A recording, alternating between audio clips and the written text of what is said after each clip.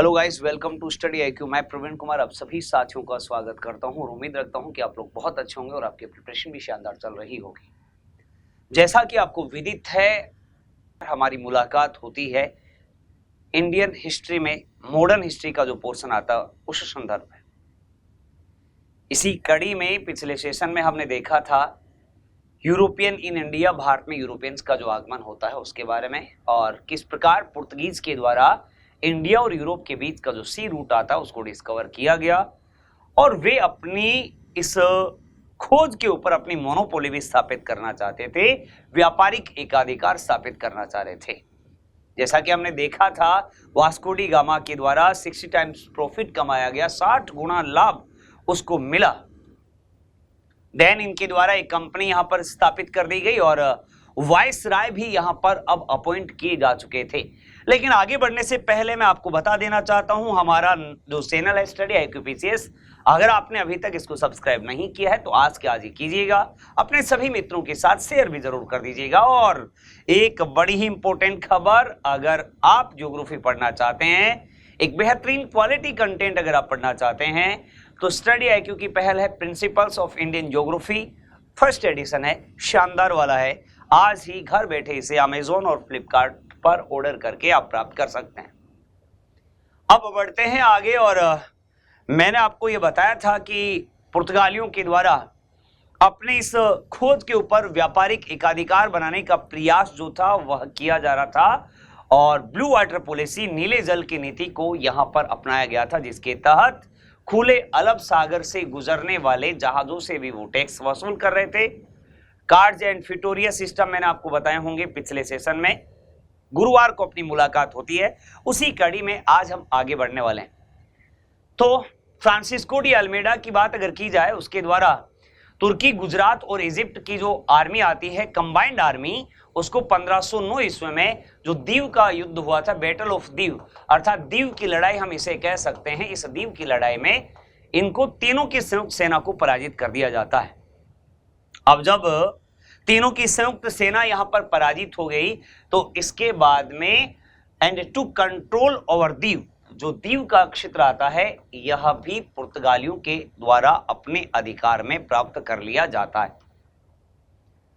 केवल कालीकट वाले रीजन में आए थे, व्यापार के उद्देश्य से आए थे, लेकिन बाद में कंपनी को स्थापित कर दिया गया है और यहां पर वायसराय भी अपॉइंट कर दिए गए हैं। और यही अब मैंने कहा, बैटल ऑफ दीव में जो गुजरात, तुर्की और इजिप्ट की जो संयुक्त सेना है उसको दीव की लड़ाई में ये पराजित कर देते हैं और दीव का जो क्षेत्र था उसके ऊपर अपना अधिकार पुर्तगालियों के द्वारा स्थापित कर लिया जाता है।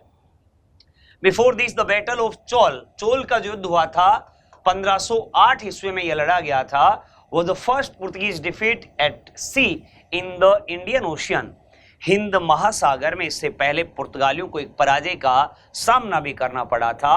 और ये युद्ध जो आता है बैटल ऑफ चोल, चोल के युद्ध में 1508 ईस्वी में, इससे पहले ही पराजित भी हुए थे, लेकिन अब हम जैसा देख पा रहे हैं बैटल ऑफ दीव में इन्होंने जीत हासिल की है, तीनों की संयुक्त सेनाओं को पराजित किया है और दीव के क्षेत्र के ऊपर अपना अधिकार भी स्थापित कर लिया है। आगे बढ़ते हैं। Alfonso de Albuquerque is known as the real founder of the Portuguese empire in India. जो अल्फांसो डी अल्बुकर्क है उसे भारत में पुर्तगाली साम्राज्य का वास्तविक संस्थापक कहा जाता है, क्योंकि प्रशासनिक दृष्टिकोण से अगर हम देखें, यह व्यापार तो कर रहे हैं, साथ ही साथ अपना साम्राज्य यहां पर स्थापित करने का प्रयास इन पुर्तगालियों के द्वारा अब यहां किया जाने लगा है। और इसी में जो अल्फांसो डी अल्बुकर्क है उसे हम कह रहे हैं, जो पुर्तगाली एम्पायर भारत में था उसको, वह भारत में पुर्तगाली साम्राज्य का वास्तविक संस्थापक है। अब इसका भारत में जो आगमन हुआ था वह किस प्रकार हुआ था? 1503 की बात आती है, 1503 ईस्वी की बात आती है। Albuquerque came to India as a squadron in 1503 and became a viceroy in India in 1509। ये 1503 में एक स्क्वाड्रन के रूप में भारत में आया, लेकिन अपने कार्यों के कारण इसे बाद में वायसराय बना दिया जाता है। 1509 ईस्वी में यह पुर्तगाली वायसराय यहां पर अपने भारत में अपॉइंट हो गया था। Its main purpose was to establish the commercial monopoly of the Portuguese मैंने ये कहा है कि वह स्क्वेडन के रूप में इंडिया में आया और वायसराय उसे अपॉइंट कर दिया गया है। वह आर्थिक रूप से, अर्थात मैं यूं कह दूं कि इस सी रूट से जो ट्रेड हो रहा है, जो व्यापार हो रहा है इंडिया और यूरोप के बीच में, उस पर यह अपनी मोनोपोली स्थापित करना चाहता था। पुर्तगालियों का एकाधिकार यह स्थापित करना चाह रहा था। 1510 ईस्वी की बात हम अगर करें, 1510 की बात आती है। Albuquerque snatched Goa from Yusuf Adil Shah, ruler of Bijapur.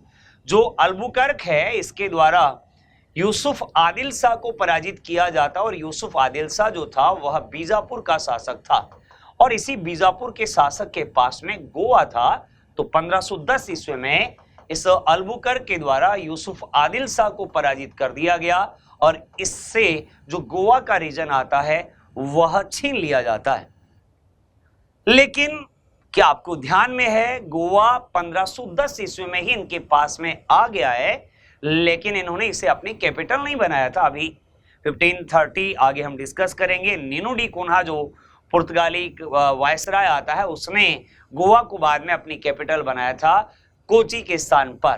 पहले तो ये केरल वाले रीजन में ही रहे थे। तो इस प्रकार से गोवा वाला क्षेत्र भी इनके पास में आ जाता है। हमने देखा थोड़ी देर पहले बैटल ऑफ दीव के बारे में हमने चर्चा की थी, जिसके तहत दीव वाला रीजन जो था उसके ऊपर भी इन्होंने अपना अधिकार स्थापित कर लिया था। आगे बढ़ते हैं। He encouraged Portuguese to marry Indian women to increase their number in India. Bharat में पुर्तगालियों की संख्या बढ़ाने के लिए, क्योंकि हमें अब पावर की आवश्यकता पड़ेगी, हमें शक्ति की आवश्यकता पड़ेगी और हमारी जो आर्मी है उसमें हम किस प्रकार से संख्या में वृद्धि करें, उसके लिए इसने पुर्तगाली जो थे उनको भारतीय महिलाओं के साथ विवाह करने के लिए प्रेरित भी किया, ताकि भारत में पुर्तगालियों की संख्या में वृद्धि हो सके। जी हाँ, दीव वाला रीजन इनके पास में है। गोवा अब 1510 ईस्वी में यूसुफ आदिल शाह को पराजित करके ये प्राप्त कर चुके हैं। और दूसरी तरफ हम ये कह रहे हैं कि पुर्तगालियों की संख्या में वृद्धि करने के लिए पुर्तगालियों को भारतीय महिलाओं से, भारतीय लड़कियों से विवाह करने के लिए इसके द्वारा इंस्पायर किया जाता है। आगे बढ़ते हैं। और Albuquerque recruited Indians in the army, but जो मुस्लिम जो थे उनको इसने अपनी सेना में शामिल नहीं किया था। जो हिंदू आते हैं उनकी बात अगर की जाए, उनको अपनी पुर्तगालियों की जो आर्मी थी उसमें शामिल किया, हालांकि मुस्लिमों को इसने यहां पर प्रताड़ित करने का कार्य किया। नेक्स्ट देखते हैं। Portuguese viceroy Nino de Cunha made shifted capital to Goa from Cochin in 1530। मैंने कहा था गोवा वाला रीजन ये 1510 ईस्वी में ही प्राप्त कर चुके थे, लेकिन कैपिटल के रूप में, राजधानी के रूप में यह 1530 ईस्वी में स्थापित हुआ था। Cunha also established Portuguese settlements in San Thome, Madras वाले क्षेत्र में, हुगली बंगाल वाले रीजन में, Diu and also to control of Chaul और सॉल्सेट और बॉम्बे। ये पुर्तगाली जो हैं ये अपने धीरे धीरे जो केंद्र आते हैं, अर्थात मैं यूं कह दूं कि जो फैक्ट्रियां थी वो अब इनके द्वारा अपनी स्थापित की जा रही हैं अलग अलग क्षेत्रों में। जैसा हमने देखा है, गोवा को राजधानी इन्होंने बना दिया है और इसके बाद सैन थोमा जो मद्रास वाला रीजन है, हुगली जो बंगाल वाले क्षेत्र की बात आती है, दीव जो पहले ही ये हैंड ओवर अपने आप को प्राप्त कर चुके थे, साथ ही साथ चोल, सॉल्सेट और बॉम्बे वाला रीजन जो है ये भी इन्होंने अपने अधिकार में स्थापित कर लिया। मतलब इन एरिया से होने वाले व्यापार में ये अब अपना एकाधिकार स्थापित करने का प्रयास कर रहे हैं। आखिरकार इन्होंने यूरोप और इंडिया के बीच जो समुद्री मार्ग की खोज की है उसके ऊपर यह अपना एकाधिकार जमाने का प्रयास कर रहे हैं। देखना पड़ेगा कितने दिनों तक इनका व्यापार चलता है, इसके बारे में भी हम चर्चा करेंगे आगे। अब देखिएगा, ही है साइन द ट्रीटी ऑफ बसीन। 1534 ईस्वी में एक संधि होती है जो बसीन की संधि कहलाती है और इस बसीन की संधि के तहत जो गुजरात का शासक है बहादुर शाह, ड्यू टू विच बसीन and Bombay came under the influence of Portuguese. जो बंबई वाला क्षेत्र था और जो बसीन वाला जो क्षेत्र आता है वो पुर्तगालियों को किस प्रकार प्राप्त हुए वो यहाँ पर आप दृश्य देख पा रहे होंगे। एक ट्रीटी या संधि इनके बीच में साइन होती है और ये बात आती है 1534 ईस्वी की। 1534 ईस्वी में मुंबई वाला जो रीजन है यह मेरे प्यारे बच्चों आपके पुर्तगालियों को यहाँ से प्राप्त हो जाता है इस बसीन की संधि के तहत। लेकिन ब्रिटिश ईस्ट इंडिया कंपनी का आगमन अपने भारत में हो चुका था और ब्रिटिश ईस्ट इंडिया कंपनी जो पुर्तगीज डच पहले से अपने इंडिया में आ गए हैं, उनके द्वारा जो व्यापार किया जा रहा है उनको उनके क्षेत्रों से हटाने का प्रयास अब ब्रिटिश कंपनी के द्वारा किया गया, क्योंकि नेवल फोर्स जो थी, जो सबसे बड़ी ताकत ब्रिटिश इंडिया कंपनी की थी, उसी के बलबूते तो एक युद्ध लड़ा गया और ये 1612 ईस्वी की बात आती है और 1612 ईस्वी में जो युद्ध होता है इसका नाम आता है सुवाली का युद्ध, बैटल ऑफ सुवाली। एक तरफ पुर्तगीज हैं, पुर्तगाली हैं और दूसरी तरफ अगर हम देखें तो भैया आपके ब्रिटिश हैं। और ब्रिटिश जो थे उनको लीड कर रहा था कैप्टन बेस्ट, यहां पर इनका लीडर अननोन है। कैप्टन बेस्ट के द्वारा 1612 ईस्वी में अपनी बेस्ट परफॉर्मेंस दी गई और इस युद्ध के माध्यम से ब्रिटिश जो थे उनकी जीत हो जाती है और पुर्तगालियों की यहां पर हार हो जाती है, जिसके कारण जो कई क्षेत्र जो पुर्तगालियों के अधिकार में थे वो अब ब्रिटिश जो थे उनके पास चले जाते हैं। अगर हम 1661 की बात करें, 1661 ईस्वी की बात करें, पुर्तगाली राजकुमारी कैथरीन ऑफ ब्रिगेंजा का विवाह होता है और कैथरीन ऑफ ब्रिगेंजा का ये विवाह जो हुआ था यह प्रिंस के साथ में हुआ, ब्रिटेन के प्रिंस चार्ल्स सेकंड के साथ में। और डोवरी में, दहेज में जो मुंबई वाला रीजन आता है, यह मुंबई का क्षेत्र दिया जाता है प्रिंस चार्ल्स सेकंड को और इसी प्रिंस चार्ल्स सेकंड ने 1668 ईस्वी में यह मुंबई वाला region British East India company को सौंप दिया था 10 पाउंड के एनुअल रेंट के ऊपर।